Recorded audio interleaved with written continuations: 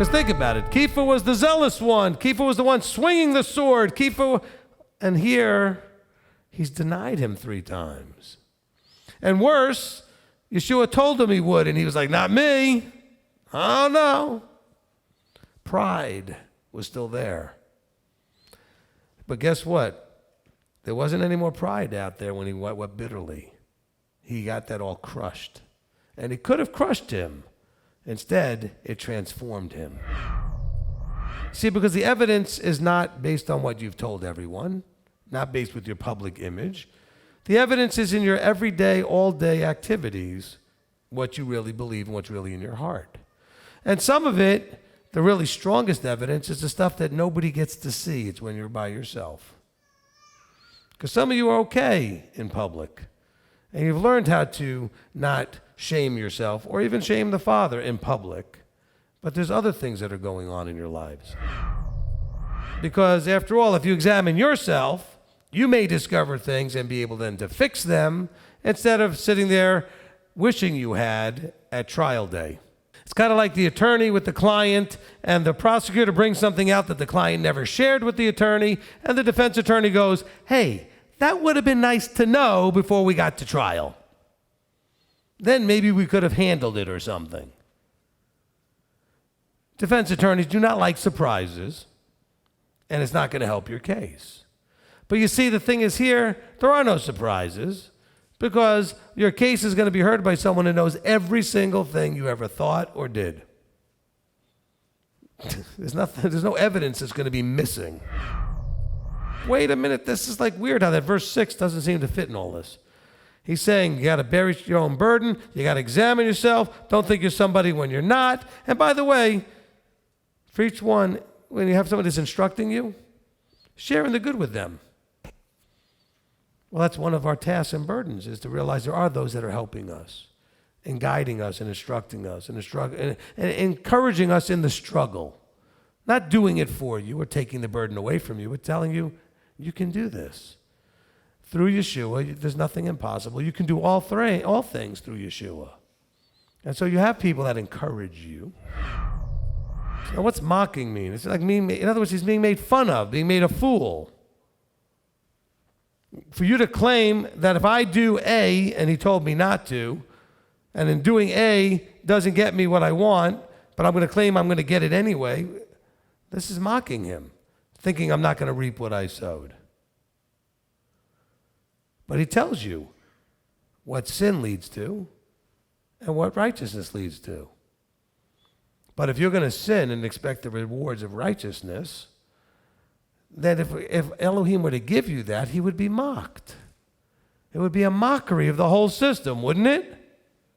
It would just totally make a mockery of the whole system if you could just do whatever you wanted and he would give you what he said you would get only if you did what he wanted. You've exposed my last nerve. My nerves are raw now. Oh no, he's exposing everything. You read this book enough, he's going to expose it all. That's the whole point. He sees all, he's going to expose it all, because how else are you going to fix it? But he wants you to examine yourself to see what the stuff is so you can work on it. And not in your fleshly self-whatever sovereign way, but when you see it, you can say, Abba, I see it. Now show me how to fix it. Help me to do these things. Work with me. You want the cure to hypocrisy? You want the cure to all these problems?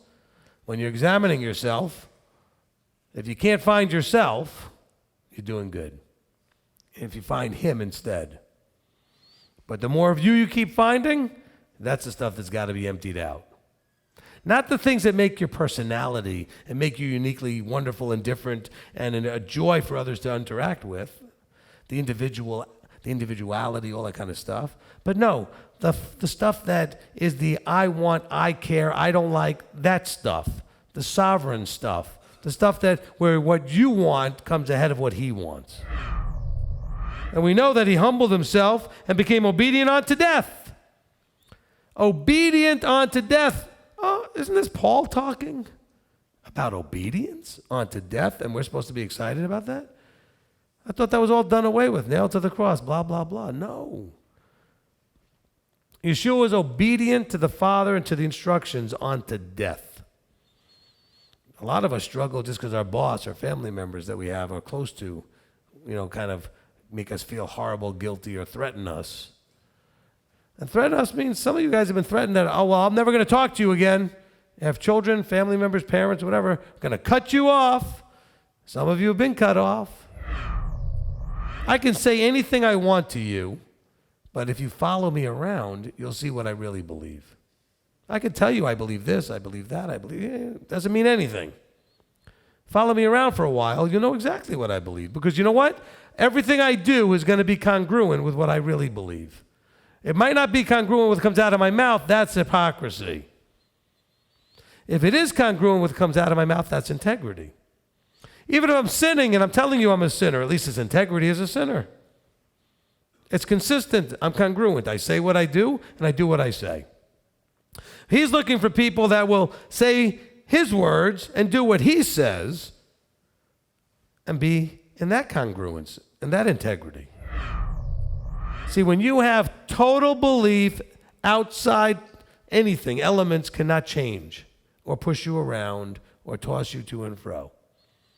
In other words, circumstances are completely irrelevant to what you do and how you feel because you're in belief. You're not affected by circumstances. Oh, well, I was doing great until all of a sudden my mother got on my case and blah, blah, blah. Or my boss told me he'd fire me. Circumstances are supposed to be irrelevant as far as whether you do or don't do. I want you to be looking for the leaven. I want you to be not allowing your dough to remain or to tarry so it can get leavened when you're in worldly situations. Keep yourself separate. Don't allow the leaven to come and get a part of you. Examine yourself. Examine your ways. Search it out, and then turn whatever part's not right, turn back to Yahweh.